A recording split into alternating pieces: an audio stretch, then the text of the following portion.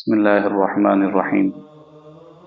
نحمده ونصلي ونسلم على رسوله الكريم وعلى آله وصحبه أجمعين ومن تبعهم بإحسان إلى يوم الدين وبعد۔ رمضان المبارک کا دوسرا عشرہ چل رہا ہے۔ چند دن کے بعد جناب نبی کریم صلی اللہ علیہ وسلم نے جو رمضان کے آخری عشرے میں عبادت کی تھی وہ شروع ہونے والی ہے، جس کو ہم اعتکاف کہتے ہیں۔ اس اعتکاف کے متعلق کچھ گزارشات آج کے درس میں عرض کرنی ہے۔ یہ اعتکاف کرنا یہ جناب نبی کریم صلی اللہ علیہ وسلم کی ہر سال کی متواتر سنت رہی ہے کہ رسول اللہ صلی اللہ علیہ وسلم ہر سال رمضان المبارک کے آخری عشرے میں اعتکاف فرمایا کرتے، اور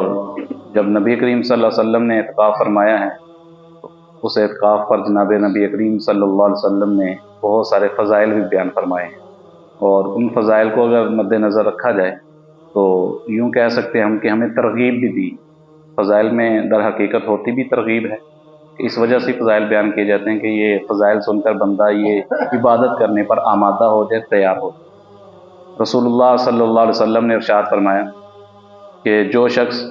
رمضان المبارک کے آخری عشرے کا اعتکاف کرتا ہے، اللہ جل شانہ اس کو 2 حج اور 2 عمروں کے برابر ثواب عطا فرما۔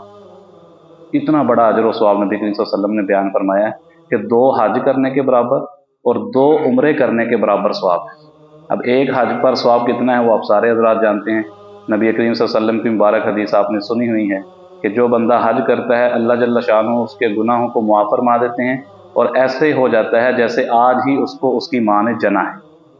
جیسے بچہ بالکل گناہوں سے پاک صاف پیدا ہوتا ہے تو حج کر کے بھی بندہ ایسے ہی اپنے گناہوں سے بالکل پاک اور صاف ہو جاتا ہے۔ تو یہ ایک حج کا ثواب ہے۔ تو نبی کریم صلی اللہ علیہ وسلم نے فرمایا کہ اعتکاف کرنے والے کو اللہ جل شانہ 2 حجوں کا ثواب عطا فرماتا ہے اور 2 عمرے ادا کرنے کا ثواب عطا فرماتا ہے۔ اسی طرح ایک اور حدیث میں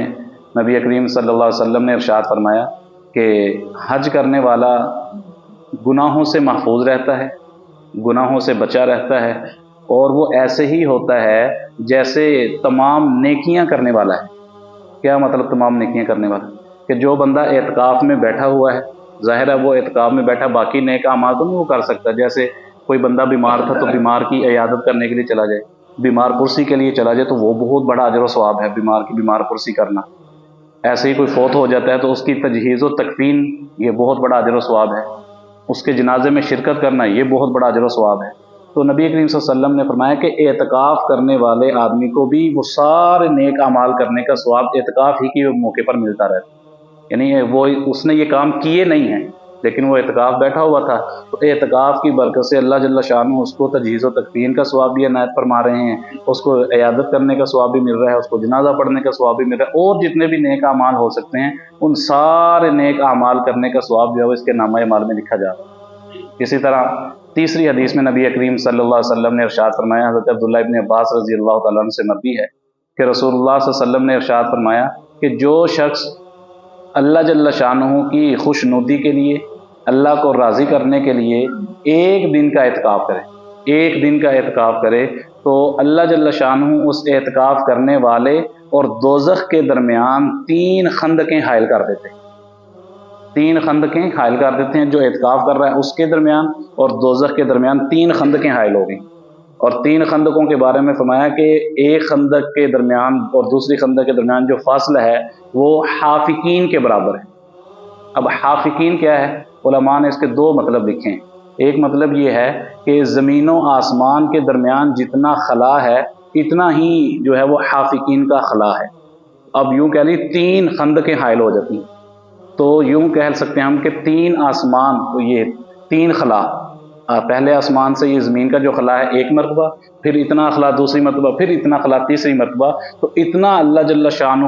اعتکاف کرنے والے کو جہنم سے دور کر دیتے ہیں۔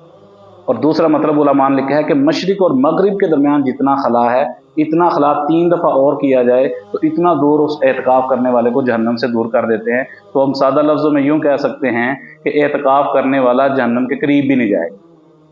کہ ایک دن کے اعتکاف کا اجر و ثواب ہے، تو جو آخری عشرے کا سنت اعتکاف ہے جس کا نبی کریم صلی اللہ علیہ وسلم ہر سال اہتمام فرمایا کرتے تھے، اس پر کتنا اجر و ثواب ہے وہ بھی آپ کے سامنے آ گیا ہے۔ تو اس عبادت کو میں بھی کرنے کا جو ہے وہ داعیہ اپنے اندر پیدا کروں، آپ تمام حضرات بھی اس کا داعیہ پیدا کریں کہ یہ ایسی عبادت ہے کہ یہ رمضان کے علاوہ اور ہو نہیں سکتی، یہ سنت۔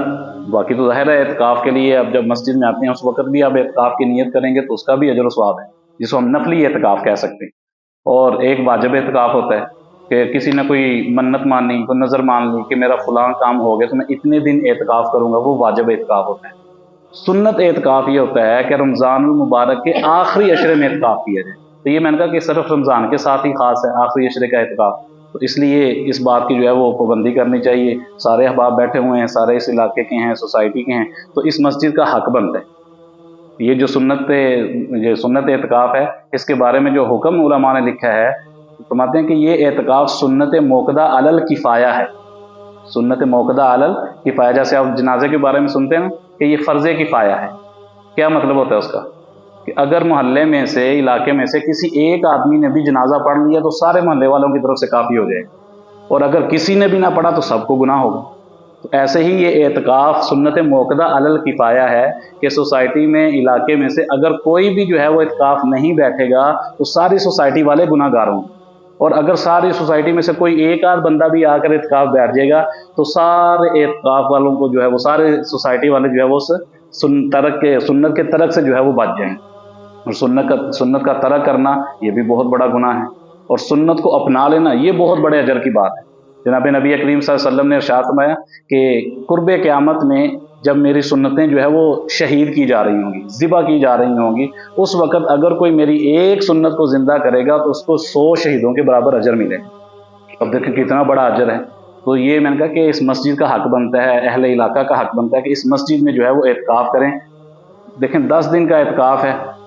10 دن کے کام کاج کو بندہ آگے پیچھے بھی کر سکتا ہے، اور بھی تو مواقع ہوتے ہیں بندہ اپنے کام کو آگے پیچھے کرتا ہے، تو یہ سنت اعتکاف کرنے کے لیے بھی بندہ اپنی ترتیب ایسی بنا لے کہ 10 دن جو ہے وہ مسجد میں بیٹھیں، تو انشاءاللہ اللہ جل شانہ اس کو ایک تو اجر و ثواب بھی عطا فرمائیں گے، اور اس کی برکات سے جو کام اس نے آگے پیچھے کیے ان میں بھی اللہ جل شانہ برکت عطا فرما دیں گے۔ اللہ جل شانہ سے دعا کہ اللہ تعالی ہمیں اس عبادت کو خوب اہتمام کے ساتھ کرنے کی توفیق عطا فرمائے۔